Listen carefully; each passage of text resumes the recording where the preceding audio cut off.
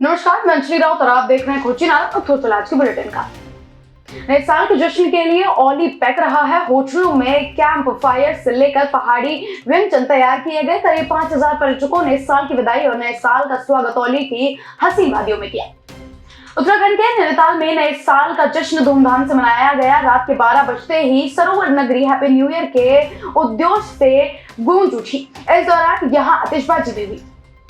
निकाय चुनाव के प्रचार को धार देने के लिए भाजपा ने प्रदेश चुनाव प्रबंधन समिति का गठन कर दिया है। प्रदेश अध्यक्ष महेंद्र भट्ट के संयोजन में गठित ये समिति सभी निकायों के संचालन समिति से समन्वय बनाएगी।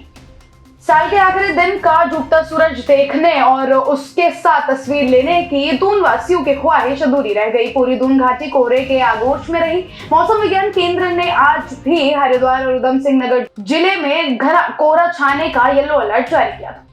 चीन में बैडमिंटन खिलाड़ी और 2 बार के ओलंपिक चैंपियन लिन जैन द्वारा आयोजित किंग कप इंटरनेशनल में लक्ष्य सेन के कांस्य पदक जीतने पर उत्तराखंड के खेल जगत में खुशी की लहर है। लक्ष्य जल्द ही 38वें राष्ट्रीय खेलों के शिविर में भी प्रतिभाग करेंगे।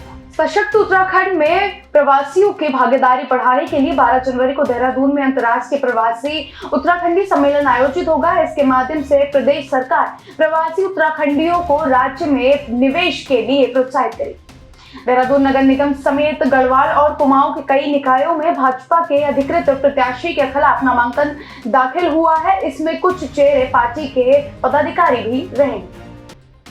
उत्तराखंड के मुख्यमंत्री पुष्कर सिंह धामी ने नए साल पर प्रदेशवासियों को शुभकामनाएं दी हैं। उन्होंने कहा कि इस वर्ष प्रदेश में सरकार द्वारा की गई अहम पहल धरातल पर उतरती नजर आएगी। इसमें समान नागरिक संहिता, भू कानून, दिल्ली देहरादून एक्सप्रेसवे, राष्ट्रीय खेल, चारधाम यात्रा, विकास प्राधिकरण, 4 जिला मुख्यालयों के लिए हेली सेवा और महिला सशक्तिकरण के लिए सीएम साथ ही योजना शामिल है। उत्तराखंड में मौसम का हाल जानिए। कुछ क्षेत्रों में घने बादल छाए रहने से ठिठुरन बढ़ गई है। गंगोत्री धाम के आसपास हल्की बर्फबारी हुई है। उत्तरकाशी, चमोली और रुद्रप्रयाग के ऊंचे क्षेत्रों में तापमान 0 के आसपास बना हुआ है। देर रात तक बर्फबारी होने की संभावना है। मैदानी क्षेत्रों में घने कोहरे की चेतावनी जारी की गई।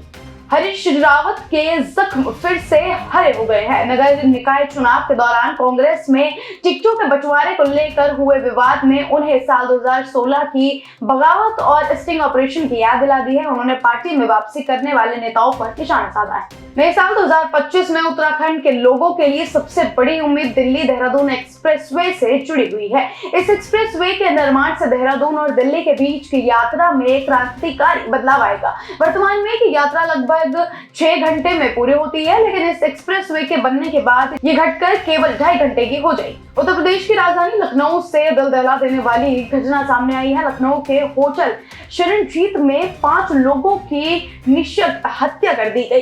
थाना नाका क्षेत्र के होटल शरणजीत में एक घटना घटी जिसमें अरशद ने अपनी मां और 4 बहनों की हत्या कर दी। पुलिस ने त्वरित कार्रवाई करते हुए आरोपी को हिरासत में ले लिया। रूस और यूक्रेन के बीच की जंग लंबे वक्त से जारी है। अलग अलग मौकों पर दोनों देशों की तरफ से एक दूसरे पर किए हमले से जुड़ी तस्वीरें और वीडियोस जारी किए जाते हैं। ताजा वीडियो यूक्रेन की तरफ से जारी किया गया है। इसमें यूक्रेन के नवल ड्रोन ने रूस के हेलीकॉप्टर को निशाना बनाया है। यूक्रेन इंटेलिजेंस एजेंसी ने पायलट के रेडियो कम्युनिकेशन को इंटरसेप्ट भी किया है। उत्तर प्रदेश के कैबिनेट मंत्री संजय निषाद के काफिले की एक गाड़ी बलिया में दुर्घटनाग्रस्त हो गई, जिसमें आधा दर्जन लोग घायल हो गए। घायलों को अस्पताल में भर्ती कराया गया। हादसा मंगलवार देर रात करीब 11 बजे हुआ था। कैबिनेट मंत्री संजय निषाद देवरिया से होकर बलिया जा रहे थे। हादसा होने के बाद मौके पर हड़कंप मच गया।